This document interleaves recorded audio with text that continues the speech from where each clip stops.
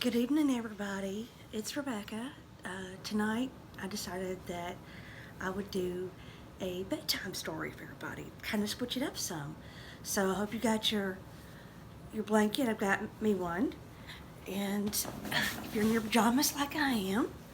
And tonight, we're going to be reading "The Little Engine That Could." This story is actually a lot older than me.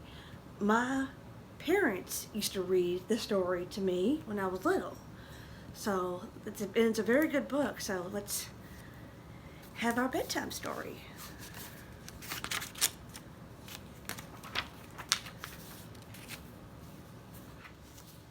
Get to the first page. Chug, chug, chug. Puff, puff, puff. Ding dong, ding dong. The little train rumbled over the tracks. She was a happy little train.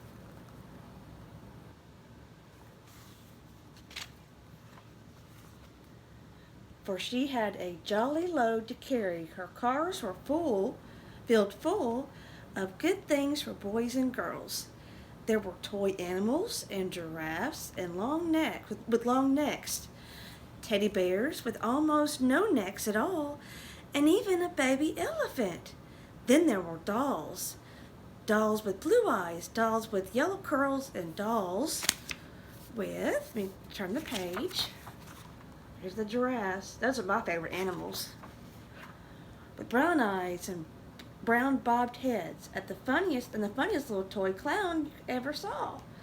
And there were cars full of toy engines, airplanes, tops, jackknives, picture puzzles, books, and every kind of thing boys or girls would want.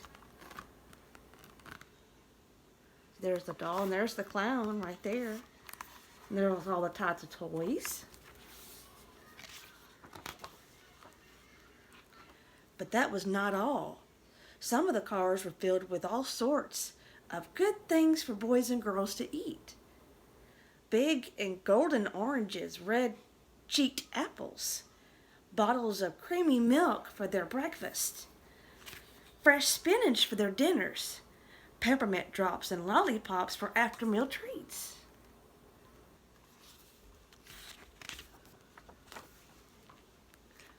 The little train was carrying all these wonderful things to the good little boys and girls on the other side of the mountain. Puffed along merrily, then all of a sudden she stopped with a jerk. She simply could not go another inch. Oh, there's Posy. She tried and she tried, but her wheels would not turn. Oh no!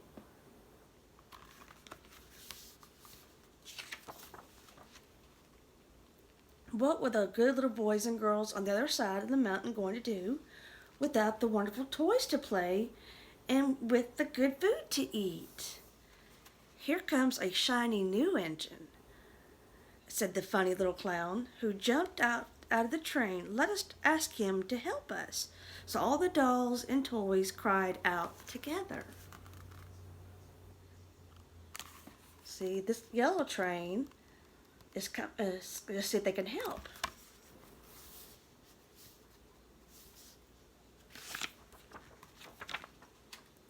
Please, shiny new engine, won't you please pull our train over the mountain?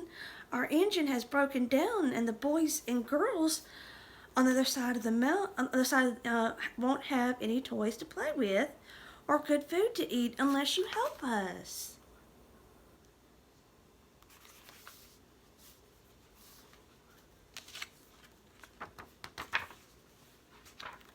But the shiny new engine snorted. I pull you?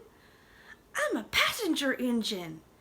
I have just carried a fine big train over the mountain with more cars than you ever dreamed of. My train had sleeping cars with comfortable berths, a dining car where waiters bring whatever hungry people want to eat, and parlor cars in which people sit in soft armchairs and look out of the big plate glass windows. I pull the likes of you? Indeed not. And off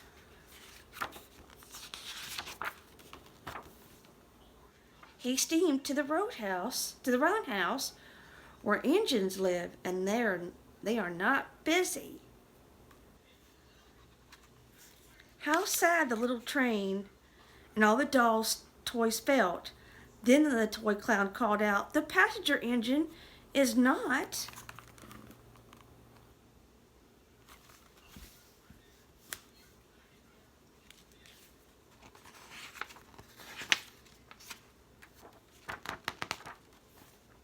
The only one in the world. Here's another engine coming, a great, big, strong one. Let us ask him to help us. The little toy clown waved his flag, and the big, strong engine came to a stop. "Please, oh please, big engine," cried all the dolls and toys together. "Won't you please pull our train over the mountain? Our engine has broken down, and the good little boys and girls..." So here's the pages before I turn them. "On the other side won't have any toys to play with or any good food to eat unless you help us." But the big strong engine bellowed, "I am a freight engine. I have just pulled a big train loaded with big machines over the mountain. These machines print books and newspapers for grown-ups to read.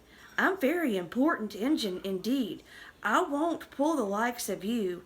And the freight train puffed off. That wasn't very nice. I wonder if they'll be able to find someone to help them. Let's find out, okay? Indeedly, to the roundhouse, the little train and all the dolls and toys were very sad. "Cheer up," cried the little toy clown. "The freight engine is not the only one in the world. Here comes another. He looks very old and tired, but our train is so little, perhaps he could help us." So the little toy clown waved his flag, and the dingy, rusty, old engine stopped. "Please, kind engine," cried all the dolls and toys together, "won't you please pull our train over the mountain? Our engine is broken down, and the boys and girls on the other side won't have any toys to play with or any good food to eat unless you help us." But the rusty old engine sighed. "I am so tired. I must rest my weary wheels.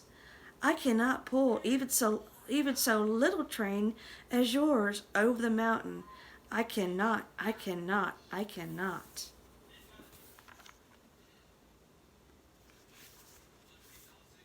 They've got to find somebody.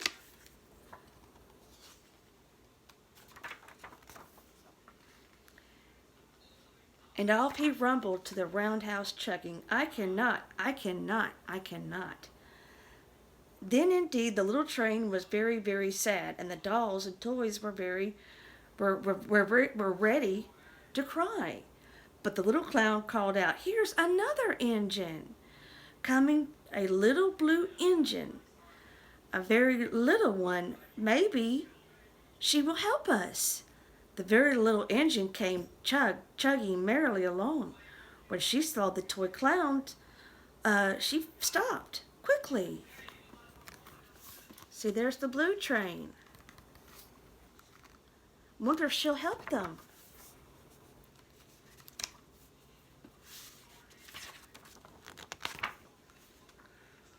"What is the matter, my friend?" she asked so kindly.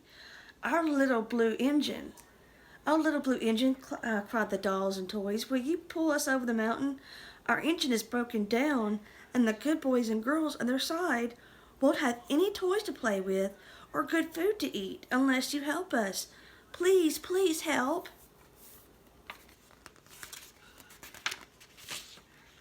See, they're running and asking for help. Little blue engine, "I'm not very big," said the little blue engine. "They use me for only switching trains in the yard. I have never been over the mountain." "But we must get over the mountain before the children awake, and all the dolls and the toys," said all the dolls and the toys. The very little engine looked up and saw the tears in the doll's eyes, and she thought of a good little boys and girls on their side of the mountain who would not have any toys or good food unless she helped. Then she said, "I think I can, I think I can, I think I can." And she hitched herself to the little toy train, to the little train. Excuse me, I can't talk tonight very well. She tugged and pulled and pulled and tugged slowly, slowly, slowly, and they started off. The toy clown jumped aboard, and all the dolls and all the toy animals began to smile and cheer. Puff, puff, chug, chug went the little blue engine. I think I can, I think I can, I think I can. I think I can, I think I can, I think I can, I think I can. Up, up, faster and faster and faster the little engine climbed until at last they reached the top of the mountain. Down in the valley lay the city. Hooray, hooray, cried the funny little clown and all the dolls and toys. Then the good little boys and girls in the city will be happy because you helped us, kind little engine. Yay, they did it! And the little blue engine smiled and seemed to say as she puffed steadily down the mountain, I thought I could, I thought I could, I thought I could, I thought I could, I thought I could. Isn't that great? The end. Yay! After all that time, they finally found a really kind and happy train, the little blue engine. They helped them get to the top of the mountain on the other side so the boys and girls could have the toys to play with and all the good food to eat.